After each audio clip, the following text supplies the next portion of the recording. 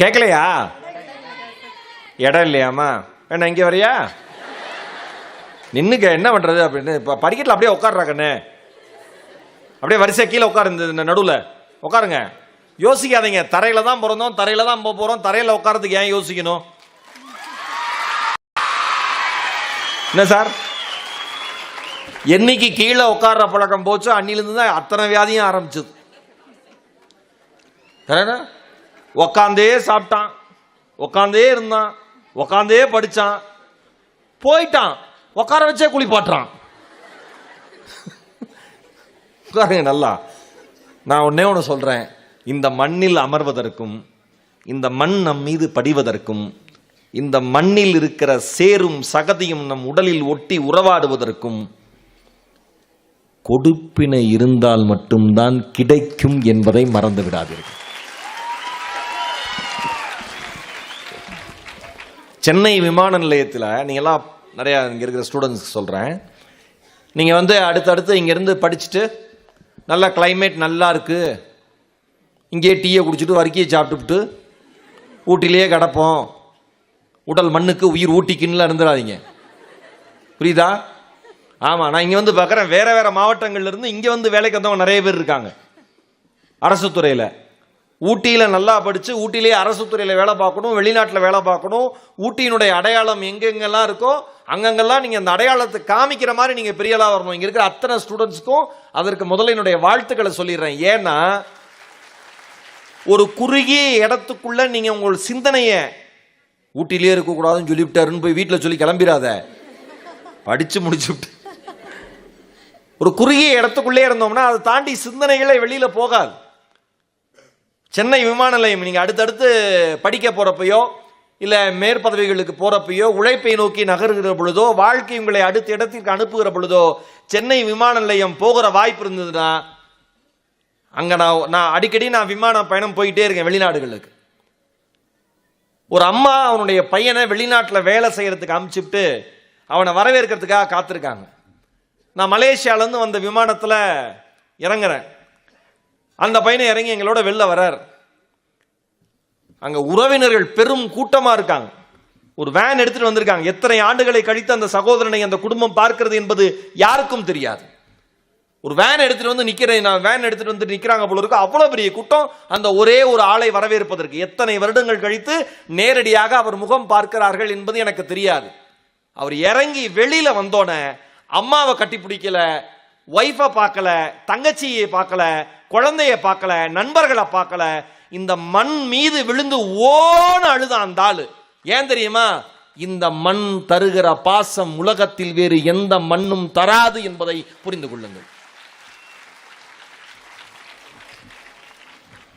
கீழே உட்காருங்கிறதுக்கு இம்புட்டு பேச வேண்டியிருக்கு மேடம்.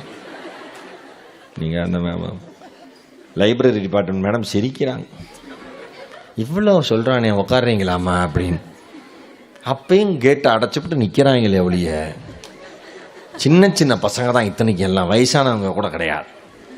ஏன்னா வயசானவங்கன்னா டப்புன்னு உட்காந்து எந்திரிச்சிருவாங்க, சின்ன பையன் தான் உட்காந்தா முட்டி லாக் ஆயிடுது, இன்னும் பண்ண முடியறது இல்லை.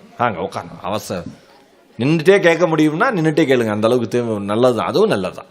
அவங்க என்னென்னா அப்படியே வாசலேருந்து எட்டி பார்த்து நல்லா இருந்தால் கேட்போம், இல்லைன்னா படிக்கட்டுருக்கு இறங்கி போய் புத்தகத்தையாவது மேடம் நான் அங்கே பார்த்துட்டு இருக்கேன், நீங்கள் இங்கே எஸ்கேப் ஆக முயற்சி பண்ணாதீங்க மேடம். இல்லை அவங்க ஒரு முக்கியமான அலுவலாக போகிறாங்க, ஏன்னா கலெக்டர்கிட்ட ஒரு பர்சனல் அப்பாயின்மெண்ட் இருக்கு, போயிட்டு வந்துருங்க மேடம். நீங்கள் அந்த அவங்க பக்கத்தில் இருக்கிறவங்க சொல்கிறாங்க, அவங்க அந்த அம்மாவோட மைண்ட் வாய்ஸ், அடுத்து நான் எந்திரிக்கணும். கரெக்டா? நான் சைக்காலஜி படித்தவன், எனக்கு தெரியும். அந்த அம்மாவுக்கு இப்போ ஐயோ அந்த அம்மா போயே இந்த கிளை கிழிக்கிறானே, நான் போனால் என்ன பண்ணுவான்னு தெரியலையே, பேசாமல் அவளோடையே சேர்ந்து போயிருக்கலாமே. அவங்க மெயின் வாய்ஸ், மேடம் மேடம் இங்கே பாருங்க, முக்கியமான வேலை இருந்ததுன்னா இல்லை ஃபோன் போட்டு வரலன்னு சொல்லிட்டு இங்கே இருங்க, அதுக்காக வேற ஒன்று. இந்த ஊட்டி புத்தக திருவிழாவுக்கு சென்ற ஆண்டே நான் வந்திருக்கணும், ஆனால் படப்பிடிப்பின் காரணமாக வேறு வேறு நிகழ்வுகளின் காரணமாக என்னால் கலந்து கொள்ள முடியல. அது எனக்கு ஒரு வருத்தமாகவே இருந்தது. ஏன்னா ஊட்டி வந்து என் மனதுக்கு நெருக்கமான ஒரு இடம். அதில் புத்தக திருவிழா போய் பேசுறது எவ்வளோ மகிழ்ச்சியாக இருக்கும்னு. என் பொண்ணு எந்த ஊர் புத்தக திருவிழாவுக்கு வரேன்னு சொன்னால் சரித்திரமே இல்லை. ஊட்டிக்கு போகிறேன்னொன்னே நானும் வரேன்னுச்சு. மரியாதையார் அடுத்த வருஷம் கூப்பிட்டு போகிறேன்னு இருக்கேன். இங்கே வந்து அப்படியே 2 நாள் டேக்கா போடலாம் ஸ்கூலை கட் பண்ணிட்டு அப்படின்னு. மனதுக்கு நெருக்கமான இடம். அதான் வந்து ஜெயராமன் சார் தானே தொடர்பு கொண்டு பேசுனது. இந்த புத்தக திருவிழான்னு இங்கே டேட்டு வந்தோடனே தொடர்பு கொண்டு சார் இந்த ஆண்டு நீங்கள் வந்துடணும், தேதி கொடுத்துடணும்னு சொன்னேன்னா எனக்கு அவ்வளோ மகிழ்ச்சியாக இருந்தது. ஏன் தெரியுமா? ஒரு மனிதரை அன்போடு வரவேற்க ஒரு மாவட்டம் காத்திருக்கிறது என்பதற்கு இணையாக வேறு எது வாழ்க்கையில் கிடைக்கும்? அவ்வளோ மகிழ்ச்சியாக இருந்தது வந்தோடனே. அதுக்கப்புறம் எப்பயுமே என்னை எல்லா புத்தக திருவிழா மேடைகளையும் ஏற்றுகிற பப்பாசி நிறுவனம், அன்பண்ணன் முருகன் அவர்கள் எல்லாருக்கும் என்னுடைய மனம் நிறைந்த நன்றி. சுந்தர தெலுங்கின் சொந்தக்காரராக இருந்தாலும் இந்த புத்தக திருவிழாவை இவ்வளவு கம்பீரமாக நடத்தி கொண்டிருக்கிற மரியாதைக்குரிய நீலகிரி மாவட்டத்தினுடைய ஆட்சித்தலைவர் திருமதி லக்ஷ்மி பவ்யா தண்ணீர் அவர்களுக்கும் இந்த நேரத்தில் என்னுடைய நன்றி கலந்த வணக்கங்களை சொல்ல நான் கடமைப்பட்டிருக்கிறேன். தலைப்பு என்னன்னு கேட்டார் சார். நான் என்ன நினச்சிக்கிட்டேன், எல்லாம் பெரிய பெரிய ஆளுங்க, நம்ம ஆளுங்களாம் உட்காந்துருப்பாங்க, ஸ்கூல் குழந்தைங்க தான் 4-5 வரும், அதனால தலைப்பு சிதையா நெஞ்சுகொள் அப்படின்னு கொடுங்கன்னு. சிதையா நெஞ்சுகொள்னு ஒரு பாப்பா உத்து பார்க்குது. என்னவா இருக்கும்? தமிழ் தாண்டா. பாரதியினுடைய புதிய ஆத்திச்சூடியில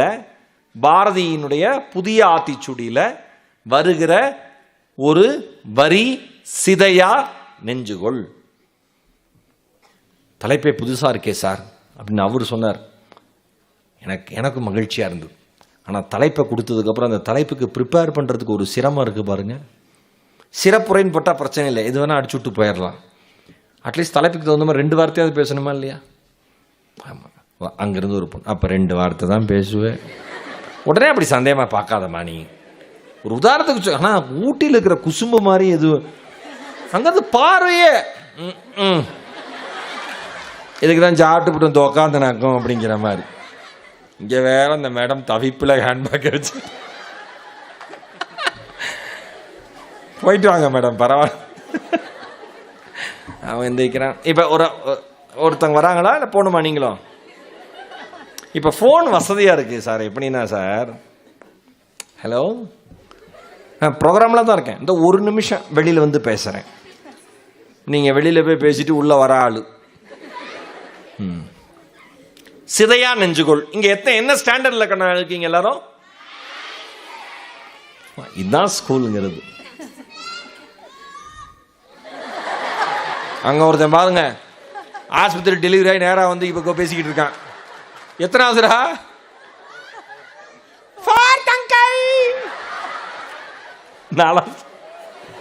அவனுக்கு ஒரு சுய கௌரவம் இருக்கா இல்லையா? என்ன 4வது படிக்கிறேன்,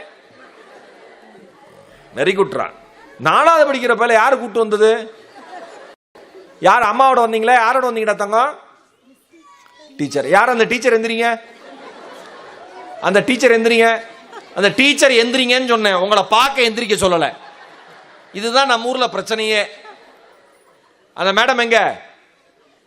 ஒரு பலத்த அரங்கம் நிறைந்த கைத்தல் கொடுங்க மேடம்க்கு. அருமை. நாம சினிமாக்கு குழந்தைங்களை கூட்டிட்டு போவோம், பொருட்காட்சி குழந்தைங்களை கூட்டிட்டு போவோம், ஏதாவது மேரேஜ் ஃபங்க்ஷன்னா குழந்தைங்களை கூட்டிட்டு போவோம், சுற்றுலா குழந்தைங்களை கூட்டிட்டு போவோம். புத்தக திருவிழாவுக்கு குழந்தைங்களை அழைச்சிட்டு வாங்கன்னா ஏதோ புத்தகத்துக்கும் குழந்தைங்களுக்கும் சம்பந்தமே இல்லாத மாதிரி நினைச்சிட்டு நிறைய பேர் குழந்தைங்களை அழைச்சிட்டே வரமாட்டாங்க. நான் ஒண்ணு சொல்லவா? நான் ரொம்ப சின்ன வயசுல இருக்கிறப்பயே படிக்கிற பழக்கத்தை என் தாயும் தந்தையும் எனக்கு ஏற்படுத்தியதால் மட்டும்தான் இந்த மேடையில் நிற்கிற வாய்ப்பு எனக்கு கிடைத்திருக்கிறது என்று நம்புகிறேன். நான் படிக்கிறப்பெல்லாம் சிறுவர் இதழ்கள் அவ்வளோ இருக்கும். பூந்தளிர், அம்புலி மாமா, கோகுலம். நான் அரசு பள்ளி மாணவன், அதனால தமிழ் புக்காவே படிப்பேன். அவ்வளோ நல்லா இருக்கும் படிக்கிறதுக்கு. கதை அவ்வளோ அப்படி கதையை பற்றி பேசுவோம். ஒரு கதை சொல்லுவாங்க, கதை சொல்லுவோம். என் பொண்ணுட்டே அப்படிதான், கதை சொல்லுவேன், நான் அவளுக்கு கதை சொல்லுவேன். இப்படி ஒரு கதையின் வழி நடக்கிற உரையாடல் இருக்கு பாருங்களேன், அவ்வளவு அழகு. கதையின் வழி சொல்லுகிற சமூக யதார்த்தம் இருக்குல்ல, அவ்வளவு அழகு. கதையின் வழி சொல்லுகிற நீதி போதனைகள் இருக்குல்ல, அவ்வளோ அழகு. இன்னைக்கு கதையே சொல்றது இல்லை. ஏன்டா படிக்கலன்னு கேட்டா அதுக்கு தான் கதை சொல்றான். ஏன் படிக்க முடியல?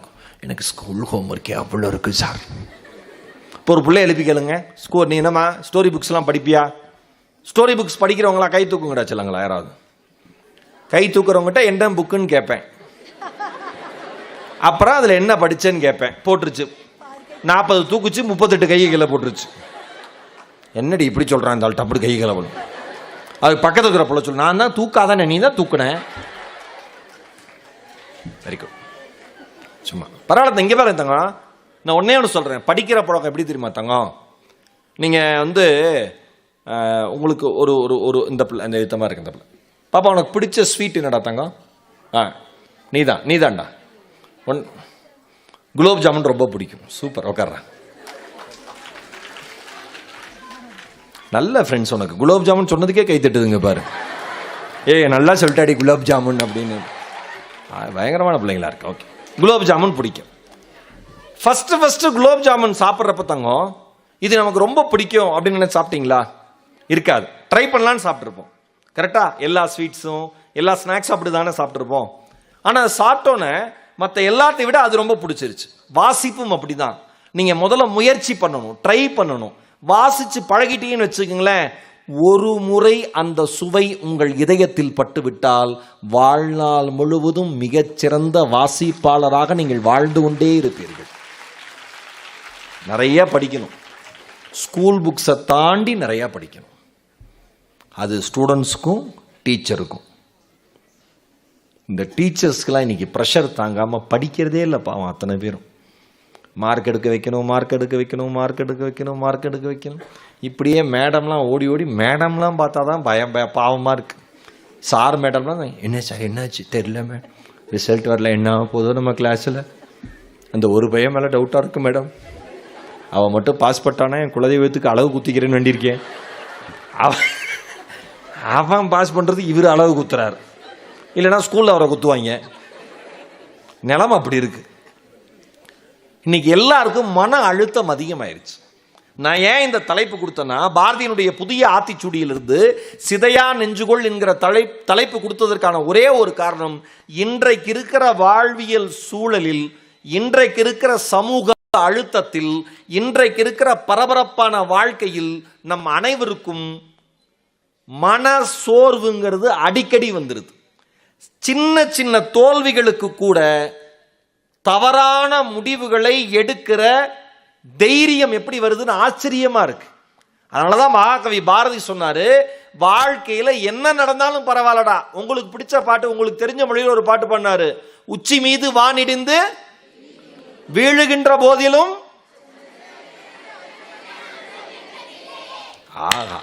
அருமடா அருமடா அருமடா அப்படி சொல்லணும்.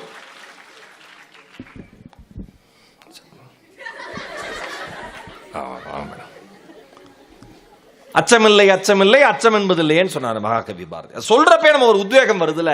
அதே பாரதி அந்த முழு பாட்டுல சொன்னதை புதிய ஆத்திச்சூடியில ஒரே ஒரு வரியில சொன்னாரு, சிதையா நெஞ்சுகொள். வாழ்க்கையில உன்னை சுத்தி என்ன நடந்தாலும், உனக்கு என்ன நடந்தாலும், உன்ட்டு இருக்கிறது எல்லாமே காணாம போனாலும், உன்னை காப்பாத்துறவன் சொன்னவங்க காப்பாத்தாம போனாலும், நீ தெரிஞ்சுக்கணும்னு ஆசைப்பட்டதை தெரிஞ்சுக்க முடியாம போனாலும், ஐயோ இனிமேல் வாழலாமா வேண்டாமா, அப்படி ஒரு சிக்கலான சூழல் நம்ம வாழ்க்கை இருக்கே, அந்த மாதிரி ஒரு சூழல் வந்தாலும் கவலையே படாத, எல்லாவற்றிலுமிருந்தும் உன்னால் மீண்டு எழுந்து வர முடியும், சிதையா நெஞ்சுகொள் என்று சொன்னவன் தமிழன் மகாகவி பாரதி. அவ்வளவுதான். ஸ்ட்ராங்கான மைண்ட் வச்சு கிடக்கணும். சரியா? இப்ப இங்க பாரு, அவ கை தொட்டும் நீ சிரிக்க கூடாது. நான் எல்லாம் கவனிப்பேன். நீ உனக்கு ஆச்சரியமா இருக்குல்ல, எப்படி இவ்வளவு கூட்டத்தில் நம்மளை பார்த்தாரு பார்ப்பேன். ஏன்னா நான் வாத்தியார் வேலை பார்த்துருக்கேன். ஸ்டேஜ் ஹைட்டு, நான் வேற 6 அடி. பார்த்தா எல்லாரும் என்னென்ன பண்ணுறீங்கன்னு தெரியுது. இந்த பக்கம் இருக்கிறவங்களுக்கு என்ன பண்ணுறேன்னு தெரியலன்னு அவங்களே நினச்சிட்டு சில வேலை பண்ணிக்கிட்டு இருக்காங்க. அந்த மாதிரிலாம் இருக்காங்க. அதுவும் நான் பார்த்துக்கிட்டு தான் இருக்கேன். அதனால் அது பிரச்சனை கிடையாது. நீங்கள் பார்க்கல என்ன. இப்போ ஒரு பொண்ணு நான் சொன்ன அந்த பாயிண்ட் பிடிச்சதுனோடனே இப்படி கை தட்டிச்சு பாருங்க. மற்ற யாரும் கை தட்டலையா, தட்டின கை அப்படியே விட்டுருச்சு, தட்டலை. அதுக்கப்புறம் இதுக்கு பேர் குரூப் சைக்காலஜி. குழு உளவியல் சார்ந்து வந்துருது. என்ன வரும்? மற்றவங்க எல்லாம் சொல்ற ஒரு விஷயத்தை நாமளும் பண்ணா மட்டும்தான் அது சரி, மற்றவங்க பண்ணாத பொழுது நாம பண்ணிட்டோம்னா அது தப்பாயிரும், மற்றவங்க நம்மளை கிண்டலா பார்ப்பாங்க. இப்ப நான் ஒரு கருத்து சொல்றேன், உங்களுக்கு கைத்தட்டணும்னு தோணுது, இந்த மொத்த அரங்கத்திலையும் உங்கள் ஒருவருக்கு மட்டும்தான் கைத்தட்டணும்னு தோணுதுன்னா, யார் தைரியமாக தான் ரசித்ததை கைத்தட்டுகிறார்களோ அவர்களுக்காக இந்த உலகமும் கைத்தட்ட தயாராக காத்திருக்கிறது. நான் ஒரு நகைச்சுவை சொல்றேன், யாருக்குமே சிரிப்பு வரல, ஒரே ஒருத்தருக்கு ஜோக் சிரிப்பு வந்துருதுன்னு வச்சுக்கலாம், மனசு விட்டு சிரிக்கணும். ஏன்? இந்த உலகத்தில் இந்த வாழ்க்கையை நீங்கள் வாழத்தான் பிறந்தீர்களே தவிர அடுத்தவர்கள் வேடிக்கை பார்ப்பதற்காக ஒருபோதும் பிறக்கவில்லை. இதெல்லாம் இந்த வயசுலேயே தெரிஞ்சுங்க. சிலது இனிஷியேட், உங்களுக்கு மரம் நடணும் வீட்டு பக்கத்தில் வளர்க்கணும்னு ஆசை இருக்கும், நீங்கள் மரம் நட்டு வளர்க்குறப்ப அப்படியே சமுதாயத்தை காப்பாற்றிடுவா அப்படின்னு உங்கள் ஃப்ரெண்டு கிண்டல் பண்ண நீ என்ன பண்ணுவ? அவ்வளோதான், நீ அப்படி சொல்லுவேன்னு போடின்னு விட்டுட்டு நீ போயிடுவ, மரத்தை தான் போடின்ட்டு போயிடுவ. நீ அப்படிலாம் வளர்க்க மாட்டோம். என்னன்னாலும் ஃப்ரெண்ட்ஸ் முக்கியம் இல்லையா? எல்லாத்துக்கும் ஃப்ரெண்ட்ஸ் முக்கியம். ஏன் இந்த ஸ்கூலில் சேர்ந்த என் ஃப்ரெண்டு சேர்ந்தா, ஏன் இந்த காலேஜில் சேர்ந்த என் ஃப்ரெண்டு சேர்ந்தா, ஏன் வீணா போனேன் அவளும் வீணா போனா நானும் வீணா போனேன், எல்லாமே சேர்ந்து தான் செய்வாங்க. அந்த மாதிரி ஆயிரும் கடைசியா. அதனால தான் சிதையா நெஞ்சுகொள்னு தலைப்பு கொடுத்ததுக்கான காரணம், வாழ்க்கையில் இன்னைக்கு இருக்கிற சூழல்ல மிக சிக்கலான தருணங்கள் வருகிற பொழுது வாழ்க்கையை எதிர்கொள்ளுகிற தைரியம் நமக்கு இல்லை. நம்ம சும்மா அந்த சிலந்தி வலையை வச்சு ஒரு கதை படித்தோம், என்னடா எத்தனை தடவை போரிட்டாலும். படிச்சீங்களா? கேள்விப்பட்டீங்களா?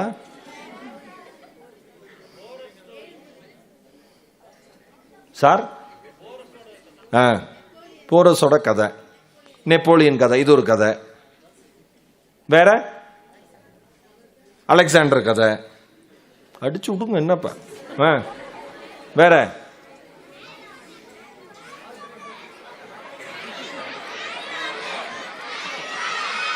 ஹாரி பாட்டர், மேலைக்கு வா, மண்டையிலே கொட்டுறேன் உடனே. நம்ம மண் சார்ந்த கதை அவ்வளோ இருக்கு. ஹாரி பாட்டர் பரவாயில்ல, ஹாரி பாட்டர். இப்போ சிலந்தி வலை என்னடா, நம்ம வீட்லயே இப்போ நம்ம நம்ம ப்ரஷ் பண்ணுற இடம் இருக்கு, பல் துளக்கிற இடம் இருக்கு, என்ன உத்து பார்க்குற பண்ணுவே மாட்டியா? என்னது ப்ரஷ் பண்ணணுமா அப்படின்னு பார்க்குது ஒரு பிள்ளை. ப்ரஷ் பண்ணுற இடம் இருக்கு, அப்போ பார்க்குறப்போ ஒரு சிலந்தி வலை அப்படியே இருக்கு. மனுஷன் நல்லவனாவா இருப்பான், அந்த வலையை மட்டும் பல் தேய்ச்சிக்கிட்டு அத்து விட்டுறது.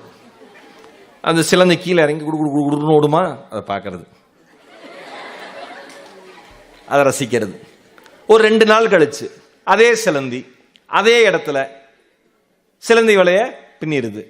நம்மளை சுற்றி இருக்கிற எல்லாமே இந்த உலகத்தில் ஒரு தோல்வி வருகிற பொழுது அது தோல்வினே அது நினைக்கிறது இல்லை. நல்லா ஞாபகம் வச்சுங்க, மனிதனை தவிர இந்த உலகத்தில் வாழுகிற அத்தனை உயிரினங்களும் தன் பிழைப்புக்கான நியாயத்தை முயற்சி என்றுதான் நினைக்கிறதே தவிர தோல்வி என்று நினைத்ததாய் சரித்திரமே இல்லை. ஒரு மானை ஒரு புலி துரத்துது அப்படின்னா அந்த புலி அந்த மானை மிஸ் பண்ணாலும் ஒன்றும் அழாது. ஃப்ரெண்ட்ஸ்லாம் கூட்டிட்டு வாங்கடா எல்லாம் உட்கார், என்னாச்சு? அந்த மானை மிஸ் பண்ணிட்டு இனிமேல் எனக்கு வாழவே பிடிக்கல, நாளை காலைல 5 மணி 5 நிமிஷத்துக்கு இந்த மலையிலேருந்து 8 குச்சி செத்து போயிடுவேன்.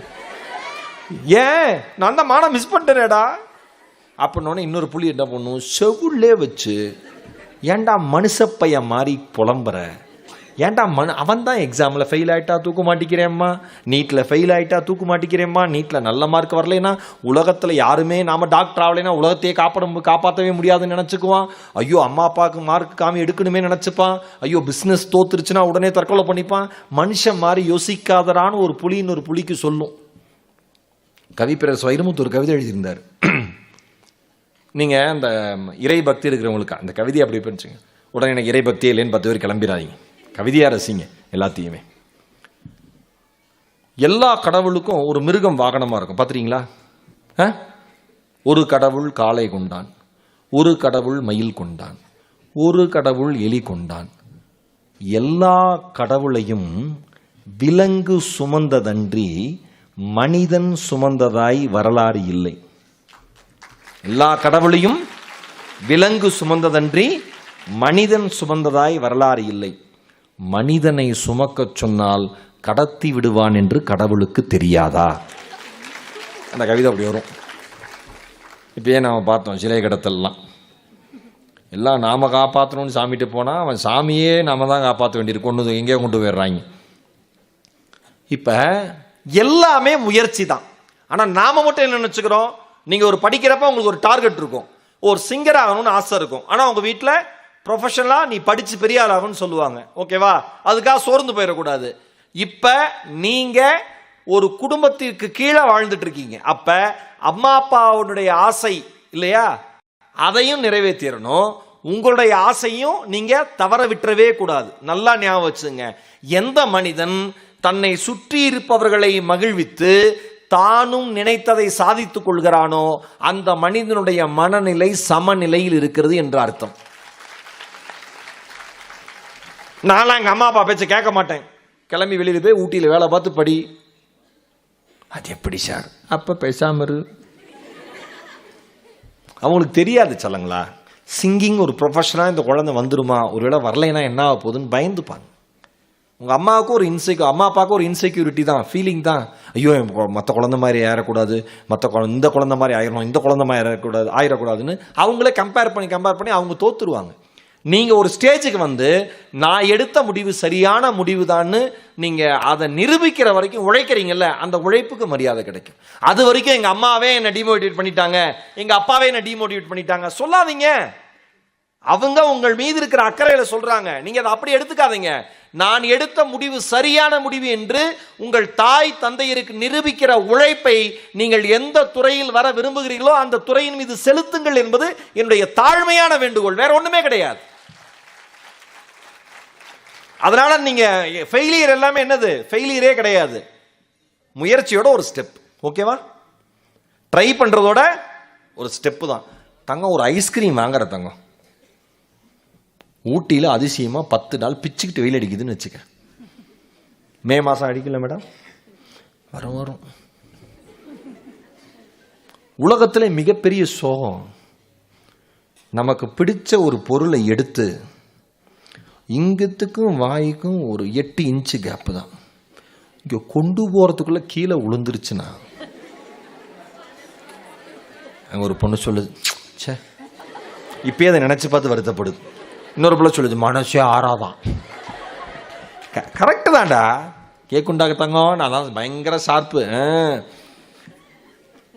உண்மை அப்படிதான் சொல்லணும், தவறே கிடையாது. இவ்வளோ கஷ்டமாக இருக்கும் இந்த மழை காலத்தில், குளிர் பிச்சு எடுக்குது. உனக்கு பிடிச்ச பீட்சா ஒரு பிள்ளை, குழந்தைங்க தான் அப்படி எடுக்கிற, அப்படி எடுத்து இப்படி வரப்ப அம்மா கூப்பிடுறாங்க, ஏய் என்னம்மா அப்படி டப்படி கேள்விப்பட்டு. அங்க 5 பீட்சா ஸ்லைசஸ் இருக்கும்.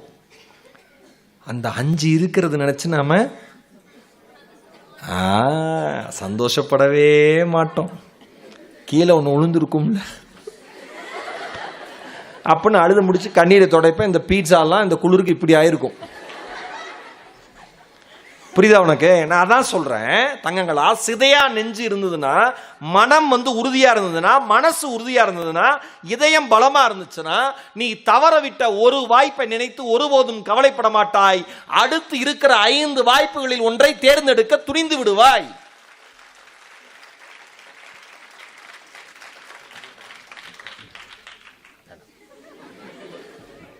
என் வீட்டிலே கூட என்ன இப்படி கவனிச்சதில்லை.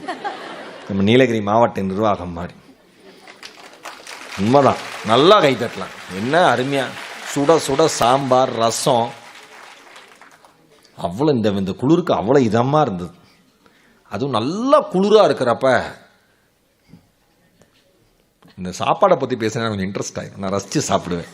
அது சொல்லிடுறேன். ஏன் சார், நல்லா அந்த வாழை இலையில அந்த சாப்பாடை போட்டுடணும்டா.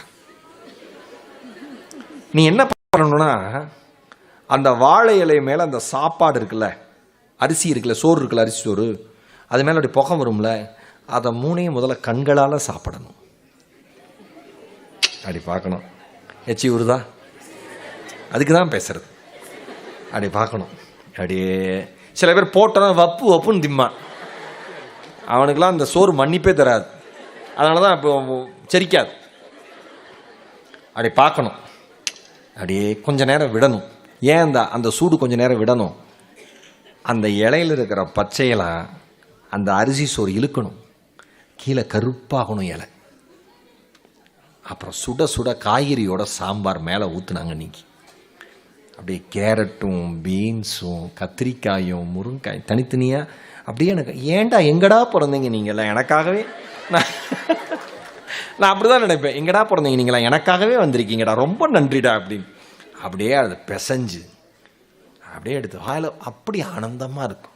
இப்படி தான் ரசிச்சு ஒன்றே ஒன்று சொல்லவா, ஒரு வேலையை நீங்கள் ரசிக்கிற பொழுது, ஏன் தோல்வியை ரசிக்கிற பொழுது அந்த தோல்வி உங்களுக்கு பாடத்தை கற்றுத்தருகிறது.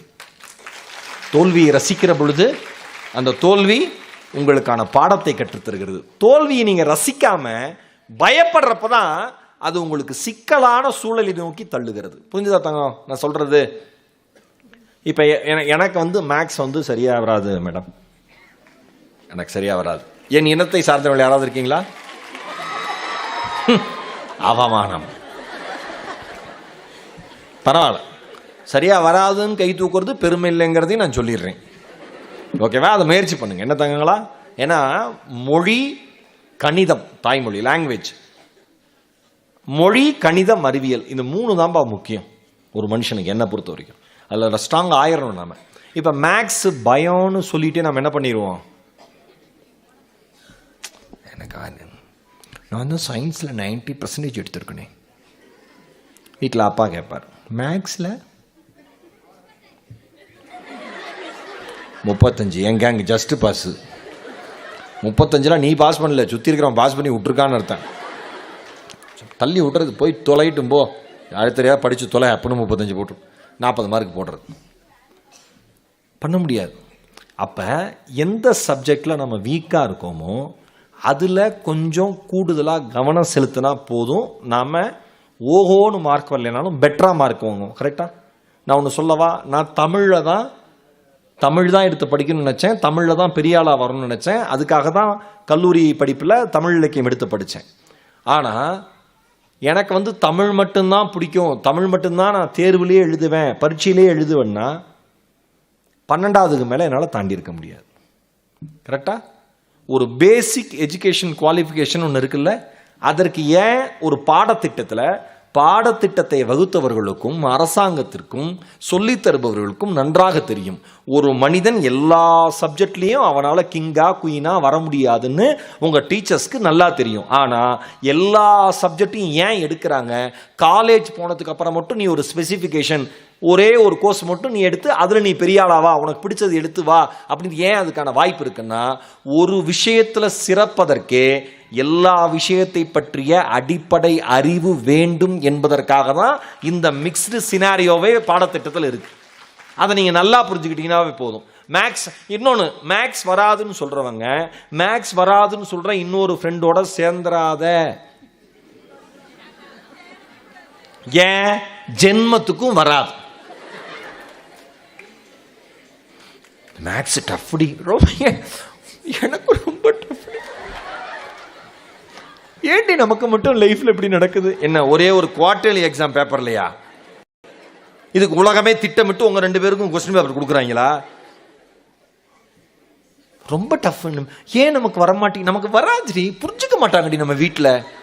இந்த சார் அதுக்கு மேல ரொம்ப டார்ச்சர்டி அப்படின்னு. இதே வர பொண்ணுகிட்ட போய் பேசு, நீ எப்படி தெரியுமா தாங்க இருப்ப? நம்ம லைஃப்ல சொல்றேன், சிதையா நெஞ்சுகொள், ஒரு வைராக்கியமான மனசு வேணுங்கிறதுக்கு நீ உடஞ்சு போயிருக்கிற சமயத்துல உடஞ்சு போயிருக்கிற இன்னொரு மனசை சார்ந்தவங்கிட்ட போய் நட்பு வச்சுக்காத. ஏன்? அதிகமா உடஞ்சு போவ. நீ உடைந்து போயிருக்கிற சமயத்துல உடையாமல் இருக்கிற ஒருவரிடம் நட்பு வச்சுக்கோ. ஏன்? மேக்ஸ் எல்லாம் சாதாரண விஷயம், நீ என்ன சயின்ஸ்ல அவ்வளவு மார்க் எடுக்கிற, எனக்கு சயின்ஸே வராது, நீ எனக்கு சயின்ஸ் சொல்லி கொடு, நான் உனக்கு மேக்ஸ் சொல்லி கொடுக்குறேன், 2 பேருமே சூப்பரா வரலான்னு அந்த ஃப்ரெண்டு சொல்லுவான். நாம என்னன்னா நமக்கு சிம்பதி கிரியேட் பண்ற மாதிரியே ஃப்ரெண்ட்ஸை கூட வச்சுக்கிறது. கரெக்டா? அக்செப்ட் பண்ணிக்கோங்க. சின்னவங்க பெரியவங்க எல்லாத்துக்கும் இது பொருந்தும்.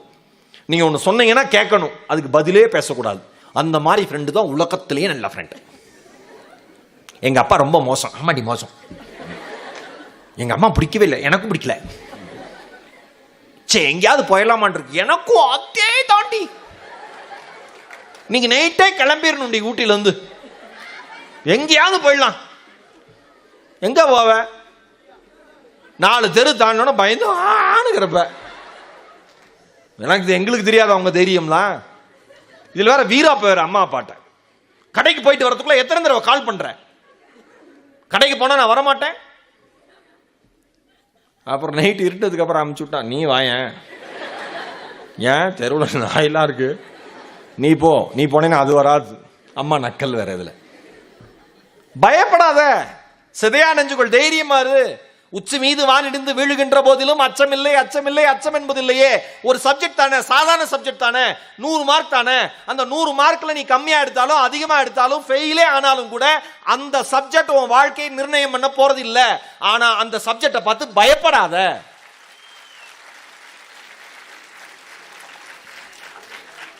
என்ன மாதிரி நான் கவர்மெண்ட் ஸ்கூல்ல படிச்சு வந்தேன், அவ்வளவு நல்லா இங்கிலீஷ் சொல்லி கொடுத்தாங்க எனக்குலாம். ஆனா என் கூட இருந்த ஃப்ரெண்ட்ஸ் எல்லாம், மச்சான் நமக்கு இங்கிலீஷ் வராதுடா, இங்கிலீஷ் வராதுடா, எல்லாம் என்னுடைய பழக்க வழக்கம் அத்தனை பேரும் சார் ஷேக்ஸ்பியர், வில்லியம் வேர்ட்ஸ்வொர்த் அந்த மாதிரி தான். மரியாதைக்கு கூட இங்கிலீஷ்ங்கிறதே தமிழ்ல தான் எழுதுவான். இங்கிலீஷ் எக்ஸாம் அப்படின்னு எழுதுவான். இவன் கூட எல்லாம் ஃப்ரெண்ட்ஷிப் வச்சு நான் எங்க விளங்க? ஏன் மேடம், நான் அவமானப்பட்டா உங்களுக்கு கண்ணில் தண்ணி வர அளவு சிரிக்கிறீங்க. நான் பார்க்க மேடையில் இருக்கிற கவனிச்சுக்கிட்டு தான் இருக்கேன், யார் யார் எந்தெந்த ஜோக்குக்கு எவ்வளோ சிரிக்கிறீங்கன்னு. எங்கள் டீச்சர் எழுதி காமிச்சாங்க, டேய் நான் வேலைக்கு வந்து 22 வருஷம் ஆச்சுடா, ஒரு இங்கிலீஷ் எக்ஸாமை இப்படி தமிழ் எழுதி நான் பார்த்ததே இல்லைடான்னு. ஆனால் இன்னைக்கு மெசேஜ் பண்ணுற அத்தனை பயல்களுக்கும் என் நண்பன் தான் மூதாதையர். எப்படி எங்கடா இருக்கன்னு நீங்க கேட்குறீங்கல்ல, எப்படி கேட்குறீங்க? வேற யாரையும் கேட்குறீங்க? ENGADA எங்கடா இருக்க, IRUKA இருக்க. இந்த மாதிரிலாம் எனக்கு யாராவது மெசேஜ் பண்றப்ப, நான் யாருக்காவது மெசேஜ் பண்றப்ப என் நண்பன் ஒரு தீர்க்கதரிசியா என் போன்லயே தெரியறான். சப்ஜெக்டை சாதாரணமா ஹேண்டில் பண்ணு, பயப்படாத. நீங்க எப்ப ஒரு விஷயத்தை நோக்கி பயப்படுறீங்களோ அதை நெருங்கவே நீங்கள் துணிய மாட்டீர்கள்.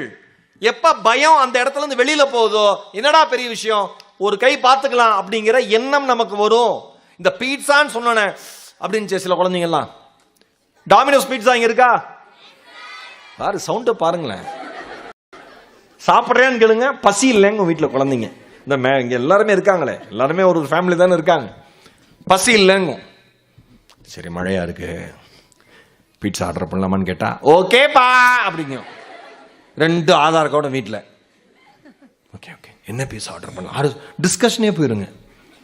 அது வேண்டாம், இந்த இது ட்ரை பண்ணலாம், இது வேண்டாம் அது. இந்த டாமினோஸ் பீட்சா இருக்கே, டாம் மோனகன் அதோட ஃபவுண்டர், தாமஸ் ஸ்டீஃபன் மோனகன் அவர் பேர். அமெரிக்காவில் மிச்சிகனில் ஆன் ஆர்பருங்கிற ஒரு இடத்துல பிறந்தவர். அவரோட 4 வயசுல அவருடைய தந்தை இறந்து போனார். 6 வயசு ஆகிறப்ப அந்த தாயால அவரையும் அவருடைய தம்பி ஜேம்ஸையும் தனியா வளர்க்க முடியல அப்படிங்கிற காரணத்தினால சிஸ்டர்ஸ் ரன் பண்ற ஒரு ஆதரவற்றோர் விடுதியில் போய் சேர்க்கிறாங்க. அந்த குழந்தைங்க அங்க வளருது. கொஞ்ச நாள் கழிச்சு அம்மா மறுபடியும் 2 குழந்தைங்களை கூட்டிட்டு வந்து வளர்க்குறாங்க. டாம்க்கு ஒரு மிகப்பெரிய ஆசை, ஆர்கிடெக்ட் ஆகணும்னு ஆசை. ஏன் பா பேசக்கூடாது பாப்பா, ஏய் கவனிக்கணும். ஒரே ஒரு விஷயம் சொல்றேன் கேட்டுக்க. உனக்கு கேட்க பிடிக்கலைங்கிறது எனக்கு பிரச்சனையே கிடையாது. ஆனா கேட்கறவங்களுக்கும் கேட்க பிடிக்க விடாம பண்றது எனக்கு பிரச்சனை. நான் ஜென்ரலா பார்த்து சொல்றேன். ஏன்னா எந்த குழந்தையும் என்னை பார்த்துதான் அவர் சொன்னார் என்று காயப்படுகிற அளவிற்கு நான் தகுதி இழந்த ஒரு நபர் கிடையாது. இதை நான் யாருக்கு சொல்றேனோ அவங்களுக்கு போய் சேர்ந்துருக்கும். ஓ சார் நமக்காக தான் சொல்லியிருக்கார், இனிமேல் பர்ஸை மூட்டு உக்காந்துருக்கணும் அப்படின்னு தெரியும். அதுக்காக தான் நான் சொல்றேன். சரியா? இப்படி பேசுறது அப்படி பேசுறது வாழ்நாள் முழுக்க பேசலாம். இப்ப ஒரு கவிஞர் வராரு, ஒரு 50 வயது 60 வயது கவிஞர் வராரு, பேசுறாருன்னா இப்போ நான் ஒன்று இங்கே இருக்கிற அத்தனை பேருக்கு சொல்கிறேன். நம்ம அரசுத்துறையில் வேலை செய்கிறவங்க, பள்ளி மாணவர்கள், மாணவியர்கள், ஆசிரியர்கள், பொதுமக்கள் அத்தனை பேருக்கு சொல்கிறேன். தொலைக்காட்சியிலிருந்து வருகிற எங்களை தாண்டி இந்த மொழிக்காக உண்மையாக உழைக்கிற அவர்களை அதிகமாக நீங்கள் கொண்டாட ஆரம்பியுங்கள் என்பது என்னுடைய தாழ்மையான வேண்டுகோள். ஏன், அவங்க எழுதினதை எடுத்து படித்து நான் பேசுகிறேன், ஆனால் எழுதினது அவங்க தான். நீங்கள் என்ன நினைப்பீங்க?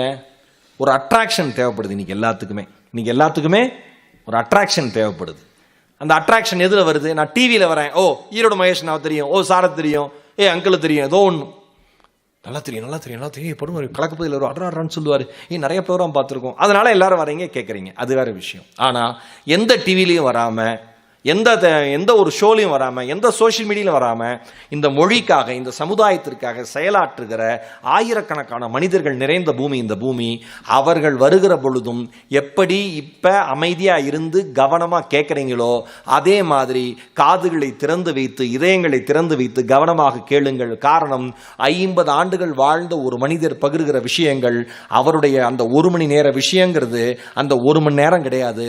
அவருடைய 50 ஆண்டு கால அனுபவத்தை 1 மணி நேரத்தில் உங்களுக்கு தருகிறார். என்னோட ரெக்வெஸ்ட், இது லைஃப் டைம் ரூலா வச்சுங்க. வெளியில் இருக்கிறவங்க தெரியல, இந்த அரங்கத்துக்குள்ள இருக்கிறவங்களாவது இனிமேல் ஃபாலோ பண்ணுங்க. அடுத்த புத்தக திருவிழா நாளையிலிருந்து வராங்க பேச்சாளர்கள், இவங்களை தெரியும் இவங்களை தெரியாது, பிரிக்காதீங்க. எந்த மனிதரிடமிருந்து வருகிற எந்த சொற்கள் உங்கள் வாழ்க்கையை மாற்றும் என்பது யாருக்கும் தெரியாது. எல்லாருக்கும் ஒரே மாதிரியான மரியாதையை கொடுங்க. வெளிச்சத்திற்கும் ஒரு படோபடத்திற்கும் ஒரு கவர்ச்சிக்கும் ஆட்பட்டு இவங்க தான் சூப்பர் நினைச்சிடாதீங்க. நான்லாம் என்ன சூப்பர் நினைச்சதே இல்லை. என்ன சூப்பரா மாத்தினாங்கல்ல, எனக்கு வாழ்க்கை பிச்சை போட்டாங்கல்ல என் ஆசிரியர்கள், அவங்க தான் என்னோட ரியல் ஹீரோஸ், சூப்பர் ஸ்டார்ஸ் எல்லாமே. யார் என்ன பாராட்டினாலும் எனக்கு மண்டை ஏறவே ஏறாது. ஏன், இது என்னோட பாராட்டு இல்லைன்னு எனக்கு தெரியும். இது நான் படித்த புத்தகம் அவ்வளோ படிச்சிருக்கேன்ல, அந்த ஆசிரியர்களுக்கான பாராட்டு. எனக்கு சொல்லி கொடுத்தாங்கல்ல அந்த ஆசிரியர்களுக்கான பாராட்டு. என்னை வளர்த்தாங்களே அம்மா அப்பா அண்ணன் எல்லாரும், அவங்களுக்கான பாராட்டு. இது எனக்கான பாராட்டு இல்லை. எனக்கான பாராட்டுங்கிறது எப்போ கிடைக்கும்? நானே ஒரு புத்தகத்தை எழுதுறேன்ல, அப்பதான் எனக்கான பாராட்டு என்னை நோக்கி வரும் என்று அர்த்தம்.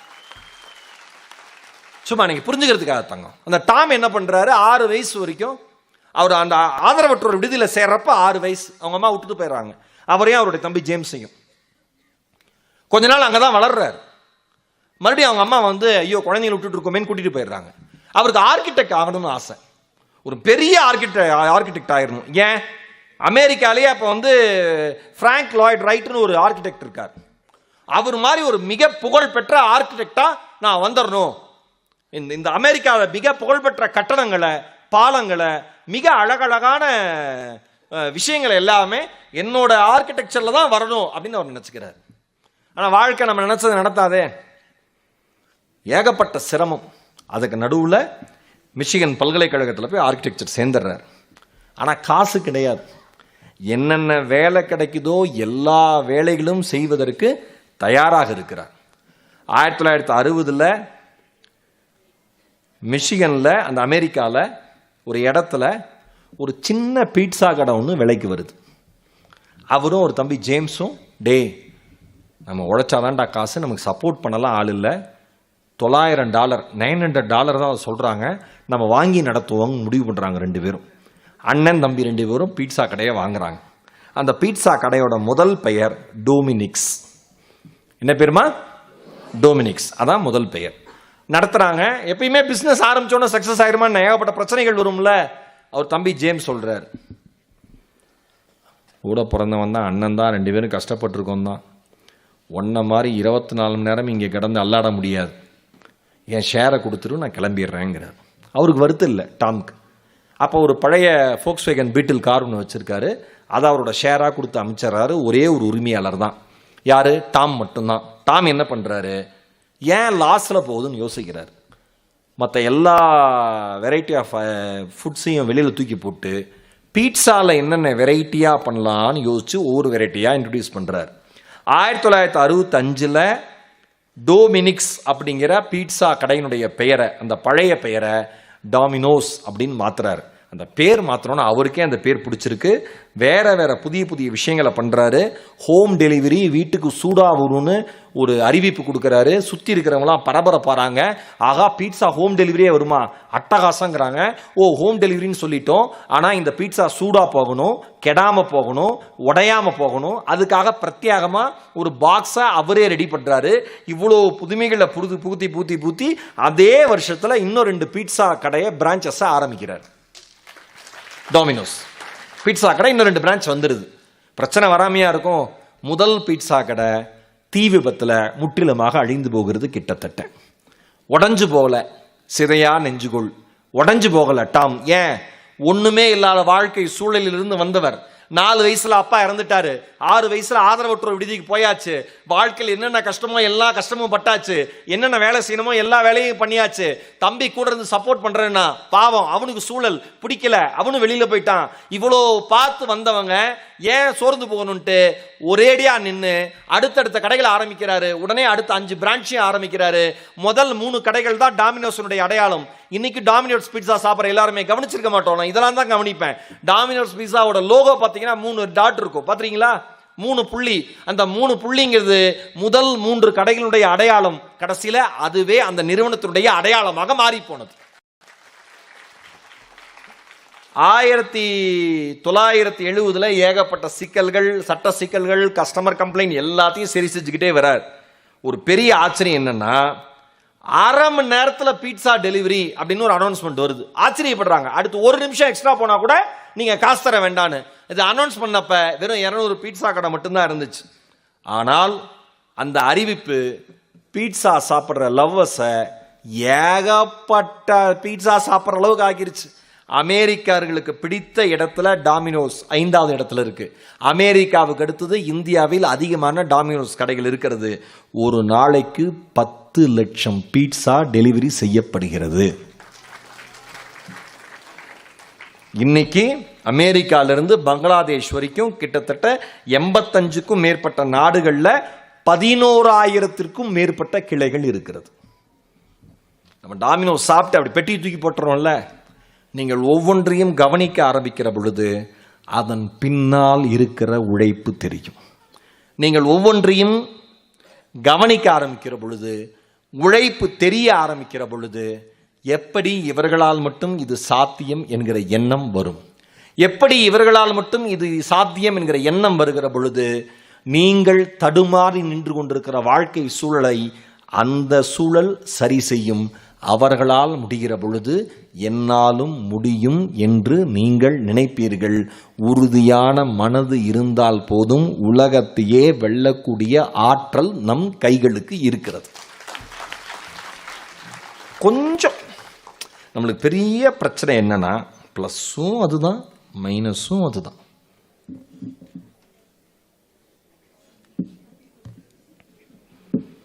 என்னடி பண்ற அப்படின்னு ஒரு மெசேஜில் ஆரம்பிக்கும். ஃப்ரெண்டுக்கு அமுக்கமாக சிரிக்குது பொண்ணுங்கள். சரி, நான் சொன்னோன்னு பயந்துடாங்க. சிரிக்க வரப்ப நல்லா சிரிக்கலாம், அதுக்கெல்லாம் திட்ட மாட்டேன். பீட்ஸ் என்னடி பண்ணுறேன் அந்த சைடு இருந்து பதில் வராது. நீ என்னடி பண்ணுற இந்த சைடு இருந்து நீ சொல்லு, அந்த பக்கம் இருந்து நீயே சொல்லு.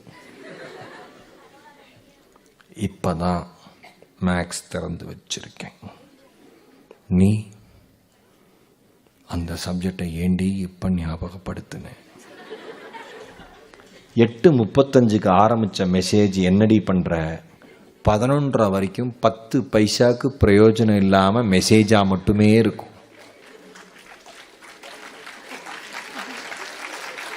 மனசாட்சியுடையவர்கள் கைத்தட்டுகிறீர்கள். என்னடி பண்றேன்னு ஆரம்பிச்சது அம்மா கதவை திறந்து நீங்க போன்ல இருக்கிறத பார்த்துட்டு ஏண்டி இப்படி பண்றங்கிறதுல முடியும். கரெக்டா? சரியா? இந்த போனை வச்சு நீங்க எவ்வளோ தூரம் கத்துக்க முடியுமோ கத்துக்கோங்க. நீங்க ஃப்ரெண்ட்ஸ்கிட்ட பேசாதீங்க, சேட் பண்ணாதீங்க, சோஷியல் மீடியா அக்கௌண்ட்ஸ் ஹேண்டில் பண்ணாதீங்க. எதையுமே நான் சொல்ல மாட்டேன். இந்த எரா டெக்னாலஜிக்கான உலகம். இது டெக்னாலஜியை பயன்படுத்தாதீங்கன்னு நான் சொல்ல மாட்டேன். டெக்னாலஜி எப்படி பயன்படுத்தணும்னு வேணால் நான் சொல்லுவேன். ஏன்னா அதான் முக்கியம். அதான் ரொம்ப ரொம்ப இனிமேல் கேஜெட்ஸ் இல்லாமல் உலகமே கிடையாது. ஆனால் கேஜெட்ஸ் உங்களை சாப்பிடக்கூடாது, அதில் கவனமாக இருங்க. எனக்கு தெரிஞ்ச ஒரு அண்ணன் இருக்காரு, பாணியம்படி திருப்பத்தூர், அவர் டென்டிஸ்ட், வினோத்னு அந்த அண்ணன் பேர். அவருக்கு ஒரு பையன் விகான்னு.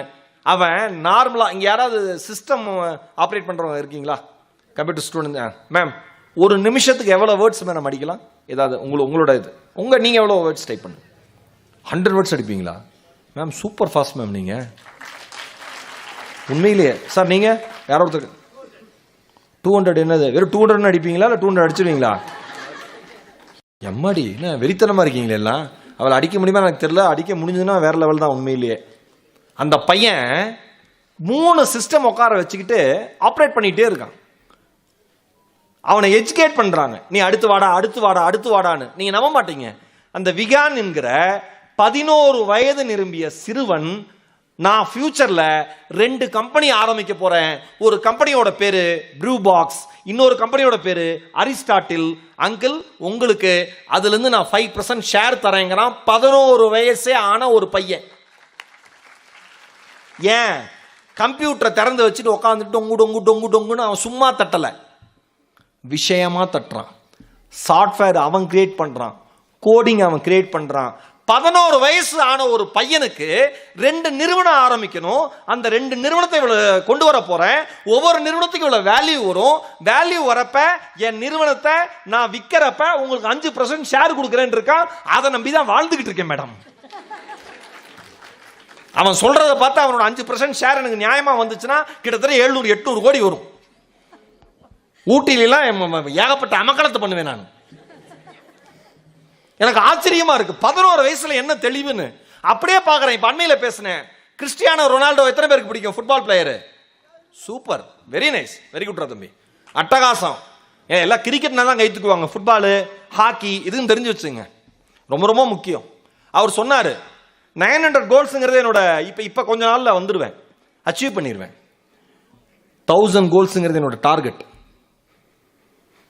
என் வாழ்க்கையில் என்கிட்ட எதுவுமே கிடையாது, என் வாழ்க்கையில் என்கிட்ட எதுவுமே கிடையாது. ஆனால் 11 வயசா இருக்கிறப்ப என் மனதிற்குள் நானே உறக்க சொல்லிக் கொள்வேன். என் மனதிற்குள் நானே உறக்க சொல்லிக் கொள்வேன். என்ன தெரியுமா? இந்த உலகத்திலேயே மிகச் சிறந்த மனிதனாக நீ வருவாய் என்று எனக்குள் நானே உறக்க சொல்லிக் கொள்வேன், என்னுடைய 11 வயதிலிருந்து என்று சொன்னார் கிறிஸ்டியானோ ரொனால்டோ. அது வாழ்க்கை. நல்ல காலேஜ் முடிச்சு வரான், என்னடா பண்ண போறேன்னு கேட்குறேன், தெரியல சாருங்கிறான். செவவே வைக்கணும் போல இருக்கணும். ஒரே குழப்பமா இருக்கு. என்ன பண்ண? போனேன் வந்தேன், அப்புறம் எப்படி தெரியும்? படிக்கணும். இங்க இருக்கிற எல்லா ஸ்டூடெண்ட்ஸுக்கு சொல்றேன், பேப்பர் படிங்க. உங்களை சுற்றி இந்த சமுதாயத்தில் என்ன நடக்குதுன்னு தெரிஞ்சுக்கிறதுக்காக பேப்பர் படிங்க. நாளைக்கு காம்படிட்டிவ் எக்ஸாம் எழுதுறீங்களா, நீங்கள் டெய்லி பேப்பர் படிக்கிறது அவ்வளோ பெரிய பயனுடையதாக இருக்கும். இங்கே இருக்கிற அரசு அதிகாரிகள் அத்தனை பேர்ட்டையும் கேளுங்க, நாளைக்கு காம்படிட்டிவ் எக்ஸாம் எழுதுகிறப்ப நீங்கள் பேப்பர் படித்து அதை நோட்ஸ் எடுத்து வச்சுக்கிறது அவ்வளவு பயனுடையதாக இருக்கும். ஞாபகம் வச்சுக்கோங்க, படிங்க, நிறையா படிங்க. புத்தக திருவிழா வந்தீங்களா, கீழே ஸ்டால்ஸ் பார்க்குறீங்களா, மேலே வரீங்களா, ப்ரோக்ராம் அட்டன் பண்ணுறீங்களா, கிளம்பிடாதீங்க. ஒவ்வொரு ஸ்டாலாக ஒவ்வொரு கடையாக போய் நில்லுங்க, புத்தகங்களை பாருங்க. உங்களுக்கு என்ன புத்தகம் கிடைக்கும், என்ன புத்தகம் வேணும், எது உங்களுக்கு இன்ட்ரெஸ்ட் பாருங்க. அது நாவலா இருக்கலாம், சிறுகதையா இருக்கலாம், ஏன் மோட்டிவேஷன் ஸ்டோரிஸா இருக்கலாம், இல்ல உங்களுக்கு பிடிச்ச சப்ஜெக்ட், நீங்க நல்லா டிராயிங் வரைவீங்களா அது சம்பந்தமான புக்ஸா இருக்கலாம். எதுவா இருந்தாலும் முதலில் புத்தகத்தை கண்களால் அப்படியே அழகா அதை பார்த்து ரசிங்க. ஒவ்வொரு ஸ்டாலா நில்லுங்க. நான் இன்னைக்கு சொல்றது நிறைய பேருக்கு விளையாட்டா கூட இருக்கலாம், ஆனால் ஒரு புத்தகம் உங்கள் தலைமுறையினுடைய தலையெழுத்தை மாற்றுகிற சக்தி அதற்கு இருக்கிறது, மறந்துடாதீங்க.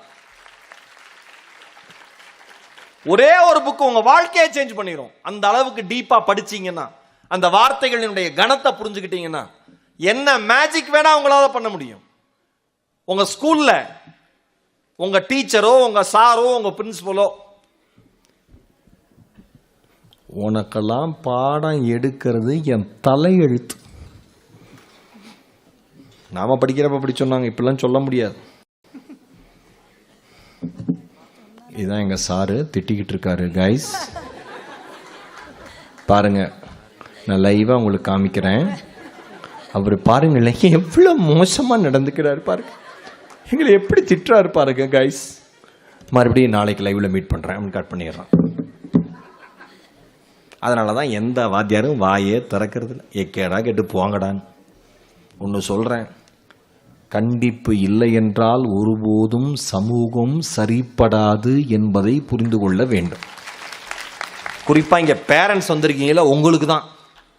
என் குழந்தைய ஏன் அடிச்சிங்க போய் நின்றாதீங்க. நீங்கள் என்ன ஹரிச்சந்திரனையும் மகாத்மா காந்தியம்மா பெற்று விட்ருக்கீங்க, ஹிட்லர் முசோலினியை பெற்று விட்ருக்கீங்க எல்லாம். அந்த ஹிட்லர் முசோலினியை நல்ல வழி காமிச்சு படிக்க வச்சு அவனை மனுஷனாக மாற்றி ஸ்கூல்லேருந்து வெளியில் அனுப்புகிறாங்க. நல்ல பழக்கத்தை உருவாக்குறாங்க. கண்டிப்பு தேவைதான். நீங்கள் படிக்கிறப்ப அடிக்காமையா பார்த்து திருந்தணும், நம்மளாம் அடிக்க வாங்காமையா திருந்தணும். இப்படிலாம் அடித்ததா சரித்திரமே இல்லை நமக்கெல்லாம்.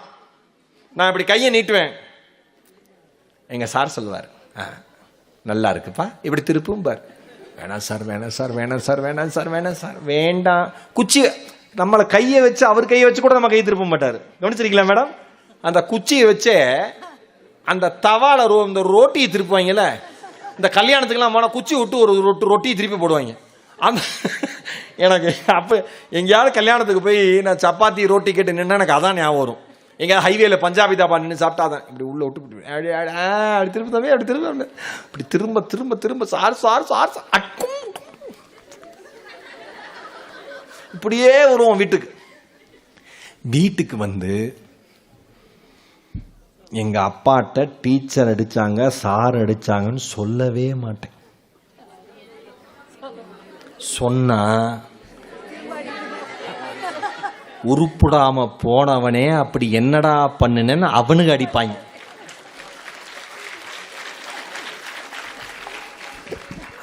கையெல்லாம் வீங்கி இருக்கும். ஏண்டா என்னாச்சு? ரன்னிங் ரேஸ்ல கீழே விழுந்துட்டேன். எங்க அப்பா எவ்வளவு விவரம், அது எப்படி கரெக்டா இந்த முட்டியில மட்டும் விழுந்திருக்க, ஓடுறப்ப இப்படியே ஒன்னேன்னு கேட்பாரு எங்க அப்பா. நான் மனசுக்கு நினைச்சுக்கேன், தெரியுதுல போங்க பேசாம. கண்டிப்பு ரொம்ப முக்கியம். யாராவது உங்களை சத்தம் போட்டாங்கன்னா, ஸ்ட்ரிக்டா இருந்தாங்கன்னா, கண்டிச்சாங்கன்னா, அதன் மூலயமா மனசு உடைஞ்சு போயிடாதீங்க தங்கங்களா. சரி, எங்கள் அம்மா அப்பா என்னை புரிஞ்சிக்கவே மாட்டேங்கிறாங்க, அந்த வார்த்தையே பயன்படுத்தாதீங்க தங்கங்களா. நீங்கள் தான் அம்மா அப்பாவை புரிஞ்சுக்கல. அவர்கள் வாழ்க்கையில் எதுவுமே அவர்களுக்கு தேவையில்லை, உங்கள் நலனை தவிர என்பதை புரிந்து கொண்டால் போதும். இன்னைக்கு என்னன்னா, எமோஷனலி ரொம்ப இம்பேலன்ஸ்டா இருக்கீங்க. மனசளவில் ரொம்ப தடுமாற்றத்தோடையே இருக்கு இன்னைக்கு தலைமுறை. அதுதான் தங்கம் பிரச்சனை. உங்களுக்கு சின்ன கொண்டாட்டமா பெரிய செலிப்ரேஷன். நான் பார்க்குறேனே, பாலத்துக்கு மேலே நின்று கேக் வெட்டுவான். பர்த்டே பார்த்துறீங்களா? ஹாப்பி மச்சான், ஹாப்பி பர்த்டே மச்சான். அடுத்த நாள் 2 பேர் பெட்ரோல் காசு இல்லை மச்சான், என்ன பண்ணலாம்? ஒழடா போய் சம்பாதி, ஒர்க் பண்ணு. எது இன்பம், எது சந்தோஷம்? என்னைக்காவது அப்பா அம்மா பற்றி யோசிச்சிருக்கோமா? சிதே அவங்க என்னை திட்டாங்க, என்ன நியூஸ் பேப்பர்லாம் டிவி நியூஸை பார்க்குறப்ப, நியூஸ் பேப்பரில் படிக்கிறப்ப பயமா இருக்கு. அம்மா அப்பா திட்டாங்கன்னு நைட்டே கிளம்பி 6வது படிக்கிற பொண்ணு கிளம்பி எங்கே ஒரு ஊருக்கு போயிருது. அப்புறம் அங்கே இருக்கிற போலீஸில் பார்த்து, என்னம்மா யாருமான்னா, இல்லை எங்கள் அம்மா அப்பா திட்டாங்க இந்த மாதிரி, அதனால அந்த ஊர்லேருந்து நான் இந்த ஊருக்கு வந்துட்டேன். மறுபடியும் அவங்க கொண்டு போய் அங்கேயே விடுறாங்க. உடனே ஒரு பையன் நீட்டில் மார்க் சரியா வராதுன்னு, நீட்டில் நான் நினைச்ச அளவுக்கு மார்க் சரியா வராதுன்னு எக்ஸாம்பிள் மார்க் வரதுக்கு முன்னாடியே நார்த் இந்தியாவில் ஃபோன் பண்ணி அவங்க அப்பாவுக்கு, அப்பா எனக்கு மார்க் வராது சரியா, நான் 4வது முறை நீட் எக்ஸாம் எழுதுறேன், எனக்கு அவமானமாக இருக்கு, இனிமேல் நான் வீட்டுக்கு வரமாட்டேன், நான் எங்கேயோ போகிறேன். யோசிச்சு பாருங்க, கஷ்டப்பட்டு வளர்த்து படிக்க வச்ச ஒரு பையன் ஒரே ஒரு ஃபோன் காலில் இந்த ஒரே ஒரு ஸ்டேட்மெண்ட்டை சொல்லிட்டு கிளம்பிட்டான்னா அந்த குடும்பம் எப்படி உடஞ்சு போயிடும், பதறி போயிடும். ஆனால் அந்த பையன் பாருங்க, கொஞ்சம் கூட, நான் சொல்கிறேன் அப்போ நீங்களே புரிஞ்சுப்பீங்க அவனுக்கு என்ன இல்லைன்னு. காசி பற்றி கொஞ்சம் கையில் இருக்கு, அது தீர்ந்த உடனே நான் மறுபடியும் கால் பண்ணுறேன், ஜிபே பண்ணி விட்டுருங்கன்னு இருக்கான். அப்போ கடைசி வரைக்கும் சம்பாதிக்கிற யோகிதை இல்லைன்னு தெரியுது. அப்போ எல்லா டோரையும் க்ளோஸ் பண்ணிட்டு வீட்டுக்கு வந்து சேர வேண்டியதானே. ஊர் ஊரா போயிருக்கான். எங்க போயிருக்கான்? எல்லாம் ஆன்மீக பயணம். ஏன்னா இவருக்கு ஞானம் வந்துருச்சு, இனிமேல் நீட்டு கிழிக்க முடியாதுன்னு கிளம்பி போயிருக்கார். வைத்தறிச்சலா இருக்கு சார் எனக்கெல்லாம். அப்படியே ஒவ்வொரு ஆன்மீகம் பயணமா போயிட்டு கடைசியில் கோவாவுக்கு போயிருக்கான் மேடம். போகிற வழியில் ட்ரெயினில் தூக்கியிருக்காங்க அவனை. வாடான் அவர் சொல்லியிருக்காரு, இனிமேல் எதுவுமே பண்ணுவேன். பேரண்ட்ஸ் எப்படி ஆயிடுறாங்கன்னா, பெற்றோர்கள் பயந்துடுறாங்க. ஐயோ இதனால இவங்க தவறான முடிவு எடுத்துட போறாங்களே. ஒன்னே ஒன்று சொல்லவா, உங்க பெற்றோர்களை பயமுறுத்துறதுனால நீங்க வாழ்க்கையில எதையுமே சாதிக்க முடியாது. ஆனால் உங்கள் பெற்றோர்களை புரிஞ்சுக்கிறதுனால வாழ்க்கையில் எல்லாத்தையுமே சாதிச்சிடலாம். தாங்க 12th முடிச்சு, நான் சொல்றேன் அனுபவத்தில், 12th முடிச்சு யூஜி 3 வருஷம், இல்லை ஏதாவது ப்ரொஃபஷனல் கோர்ஸ் எடுத்தீங்கன்னா, இன்ஜினியரிங் எடுத்தீங்கன்னா 4 வருஷம், MBBS 5 வருஷமா தாங்க. அந்த 5 யூஜி முடிச்சு 8 வருஷத்துக்குள்ள உனக்கு வாழ்க்கை எல்லாத்தையும் புரிய வச்சோம். அது வரைக்கும் உனக்கு ஒண்ணுமே தெரியாது, ஜாலியா இருப்ப. ஏன்? கமிட்மெண்ட்டே கிடையாது. வீட்டு வாடகை கட்ட வேண்டாம், கரண்ட் பில் கட்ட வேண்டாம், கடன்காரனுக்கு பதில் சொல்ல வேண்டாம். பைக்கு வாங்கி கொடுத்தது ஓசி, பெட்ரோல் ஓசி. அதனால தானே ஊன்னு போறான் பையன். 2 லாரி வருது, நடுவில் போடுறான், வெளில வரான், ஆம்புலன்ஸ்ல போயிட்டு இருக்கான், அட்டகாசமா போறான். 100ல போறான், 108ல வரான். என்ன சார் ஒரு பையன் கண்ணாபின்னு ஓட்டிட்டு போனான், எங்க சார் அவன் தான் போயிட்டு இருக்கான் சார். பைக்கு அதெல்லாம் செதலமா கிடக்கு சார். இது பெருமையா? யாரோ முகம் தெரியாதவங்கிட்ட, முகவரி தெரியாதவங்கிட்ட, சோசியல் மீடியாவில் ஏற்பட்ட பழக்கத்தால அப்படியே எல்லாத்தையும் வீட்டை விட்டுட்டு கிளம்பி போறது பெருமையா? கிடையவே கிடையாது. உங்கள் வீட்டில் இருக்கிறவர்களுக்கு ஒரு சிறு வார்த்தை சொன்னால் காயப்பட்டு அவங்ககிட்ட கோச்சிக்கிறீங்களே, யாரோ ஒருத்தர் நம்பி போயிட்டு அனாதையா அவங்களை விட்டுட்டு போயிடுறாங்களே, அப்ப யார்கிட்ட போய் கோச்சிப்பீங்க? நான் ஒரே ஒரு வார்த்தையை அழுத்தமா சொல்றேன். இந்த ஸ்டூடெண்ட்ஸ் எல்லாம் 9th ஸ்டாண்டர்ட் சொன்னீங்க, இந்த வயசு தான் பிரச்சனைக்குரிய வயதினுடைய முதல் ஆரம்பம். எல்லாமே பரபரப்பா இருக்கும், எல்லாமே நல்லா இருக்கும், எல்லாமே நல்லா இருக்காது. இப்படிதான் இருக்கும். ஒரு செகண்ட்ல அவன் நல்லவன் நம்பிடுவீங்க, ஒரு செகண்ட்ல அவன் நல்லவன் நம்பிடுவீங்க, அடுத்த செகண்ட்ல அவன் நல்லவன் இல்லைம்பீங்க, அடுத்த செகண்ட்ல அவன் நல்லவன் இல்லைன்றீங்க. 4 நாள் ஃபாலோ பண்ணுவீங்க, 5வது நாள் அவன்லாம் பார்க்கவே இல்லை, வேண்டாம் வேண்டாம் அப்படிம்பீங்க. அவனும் அதே மாதிரி தான். எல்லாம் ஃபாஸ்ட் கிடையவே கிடையாது. நான் எல்லா மேடையிலும் சொல்றேன், இந்த வாழ்க்கையை தேர்ந்தெடுக்கக்கூடிய உரிமை உங்களுக்கு 100% இருக்கிறது. ஆனால் நீங்க சம்பாதிச்சு நீங்க 1 கிலோ வெண்டைக்காய் சொந்தமா வாங்குறப்ப நறுக்குங்க எல்லாத்தையும், சரியா? அது வரைக்கும் என்ஜாய் பண்ணுங்க. அதுக்குன்னு ஆர்மி ஆபீசர் மாதிரி ஸ்கூலுக்கு போயிட்டு, இறுதி அஞ்சலிக்கு போன மாதிரி காலேஜ் போயிட்டு ரிட்டர்ன் வாங்கலாம் சொல்ல மாட்டேன். அந்த வயதுக்குரிய மகிழ்ச்சியை என்ஜாய் பண்ணுங்க. ஏன்னா ஒரு தோல்வியோ ஒரு ஏமாற்றமோ உங்கள் மனதை நெருங்குகிற பொழுது அதை பேலன்ஸ் பண்ற பக்குவம் உங்களுக்கு இல்லை என்கிற காரணத்தினால் ஒரு சகோதரனாக இந்த வார்த்தையை ஒரு குடும்பத்தின் நன்மைக்காக விதைக்கிறேன் என்பதை மட்டும் புரிந்து கொள்ளுங்கள். வேற ஒண்ணுமே இல்லை. சந்தோஷமா இருக்கு. பிடிச்ச பாட்டு கேட்கணுமா கேளுங்க. நான் பாட்டு கேட்டுட்டே தான் படிப்பேன். சில ஐன்ஸ்டீன்லாம் இருக்கு. ஏண்டி பாட்டு ஓடுது? எனக்கு மியூசிக் கேட்டால் தான் படிப்பு வரும். ஏமா அந்த பாட்டு முடிஞ்சோன்னா இந்த சப்ஜெக்டில் 100க்கு 100 பாட்டு கேட்டு தான் படிப்பேன் நான். சில டிவியே ஓடும் சில வீட்டில். இவன் இப்படி உட்காந்துருப்பான், அவங்க அம்மா அவ்வளோ வெள்ளந்தி, என் பையன் எல்லா வெப் சீரிஸ் பார்த்துட்டே தான் படிப்பான். பதில் என்ன எழுதியிருக்கான்? வெப் சீரிஸ் பற்றி. அப்புறம் என்ன எழுதுவான்? தயவு செஞ்சு சும்மா எல்லாரும் பேசுகிறத நாமளும் பேசணும்னு பேசாதீங்க. ஒரு மியூசிக் இன்ட்ரெஸ்டா, மியூசிக் உங்கள் மனசை அமைதிப்படுத்துதா, ஓ நீங்கள் உண்மையிலே அது கேட்டால் தான் படிப்பீங்களா, அந்த லாஜிக் உண்மையிலே உங்கள் மனசில் இருக்கா, நீங்கள் ஒர்க் அவுட் பண்ணிக்கோங்க. யாரோ ஒரு ஃப்ரெண்டு உங்கள் ஃப்ரெண்டு சொன்னானா அப்படி தாண்டி படிப்பேன், நீயும் ட்ரை பண்ணிப்பாரு. ட்ரை பண்ணாத. தயவு செஞ்சு என்னுடைய வேண்டுகோள், முழுமையாக கவனத்தை செலுத்துங்க. நான் சொல்கிறேன், ஆசிரியர்களே உங்களை சந்தேகப்படலாம் சில சமயம். ஏன்? அவங்க உங்களை திட்டணும்னு திட்ட மாட்டாங்க. ஆல்பர்ட்னு ஒரு பையன், அந்த பையன் மேலே ஆசிரியர்களுக்கு சுத்தமாக நம்பிக்கையே இல்லை. அவன் எப்போ வந்தாலும் ஏன்டா மனப்பாடம் பண்ணலன்னு கேட்பாங்க ஸ்கூலில். சார் எனக்கு மனப்பாடம் பண்ண தெரியாது சார் அப்படின்ட்டு அவன் ஒரு கேள்வி கேட்பான். அவன் கேட்குற கேள்வி எல்லாமே சராசரியாக அந்த வயசுக்குரிய மாணவன் கேட்கிற கேள்வியை விட அதிகமாக இருக்கும். ஆசிரியர்கள் தகச்சு போவாங்க. நான் ஒன்று சொன்னா நீ ஏன்டா 9 சொல்றேன்னு செவிலே வச்சு போடா அந்த பக்கம் வாங்க. இவனுங்க மன வருத்தம். இந்த தடவை மார்க் என்னன்னு தெரியுமான்னு கேட்டிருக்காங்க ஒரு தடவை எக்ஸாமில். தெரியாத அவன் தலைக்கு குனிஞ்சு நின்றுருக்கான். தெரியாதுன்னா எப்படி தெரியும்? படிச்சாதானே தெரியும். அப்படின்னு கிளாஸே சிரிச்சிருக்கு. அத்தனை நண்பர்கள் முன்னாடி அவமானப்பட்ட அந்த அவமானத்தினுடைய சுவடுகள் கண்ணீர் வழிய வழிய அவன் பிரின்சிபல் ரூமுக்கு போறான், ஹெட் மாஸ்டர் ரூமுக்கு போறான்.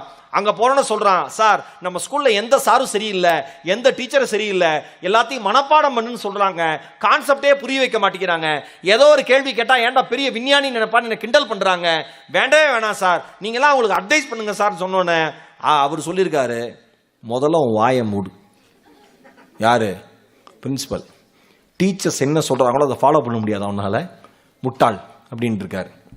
இவன் புரிஞ்சிருக்கான், இனிமேல் சாதாரண பள்ளிகள் நமக்கு அறிவை தராது என்கிற முடிவெடுத்து விட்டு பள்ளியிலிருந்து வெளியேற தயாராகிட்டு வெளியில போய் கணிதம் தொடர்பா அறிவியல் தொடர்பா ஏகப்பட்ட புத்தகங்களை தேடி தேடி படித்து ஆராய்ச்சி கட்டுரைகளை வெளியிடுகிறான். உலகமே அந்த இளைஞனுடைய ஆராய்ச்சி கட்டுரைகளை பாராட்டுகிறது. 2ஆம் உலகப் போரோட நேரம், 2ஆம் உலகப் போர் வருது, உலகம் முழுக்க குண்டுமழை பொழியுது, ஐரோப்பா முழுவதும் மக்கள் மீது குண்டுமழையா இருக்கு, கட்டணங்கள் சேதம், பாலம் சேதம், வீடுகள் சேதம், எல்லாமே சிதிலமடைஞ்சு போயிருது, கல்லூரிகள் பள்ளிகள் எல்லாமே சிதிலமடைஞ்சு போயிருது. போர்ல 2ஆம் உலக போர்ல ஜெர்மனி மிகப்பெரிய பாதிப்புக்கு உள்ளாகுது. அந்த ஜெர்மனியில அந்த ஆல்பர்ட் படித்த பள்ளியின் மீதும் ஒரு குண்டு போய் விழுது. படித்த பள்ளி அவ்வளவு சேதமாகுது. போர் முடியுது. போர் முடிஞ்சதுக்கு அப்புறம் மீண்டும் அந்த பள்ளியை மறுசீரமைப்பு செய்கிறார்கள். ஜெர்மனியில் அந்த ஸ்கூல் இருக்கு. மீண்டும் அந்த பள்ளியை மறுசீரமைப்பு செஞ்சு அன்னைக்கு புகழ் பெற்றவராக இருந்த ஐன்ஸ்டீன் அவர்களை கொண்டு வந்து அந்த புதிய கட்டடத்தை திறக்க வைக்கிறார்கள்.